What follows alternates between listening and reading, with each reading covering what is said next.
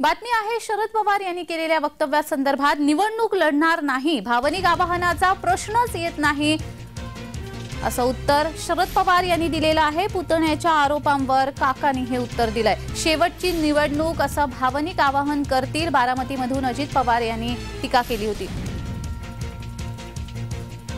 मी उमेदवार आहे अजित पवार, उमेदवार समजून तुम्ही तिथं मला मतदान केलं पाहिजे, ही माझी तुम्हाला आग्रहाची नम्रतेची कळकळीची विनंती आहे।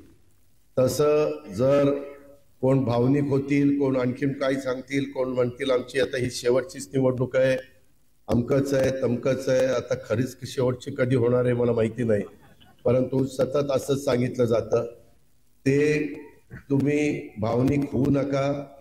मी काही निवडणुकीला उभं राहणार नाही, मी यापूर्वी जाहीर केले की मी आता निवडणुकीला उभं राहणार नाही, त्यामुळे काहीतरी वाहनाचं बोलण्याचं काही कारण नाही। बारामतीचे लोक शहाणे आहेत, समजदार आहेत, वर्ष पूर्वी काम आणि त्यांची प्रतिष्ठा वाढवली हे त्यांनी पाहिलेलं आहे आणि त्यामुळे ते योग्य निर्णय घेतले।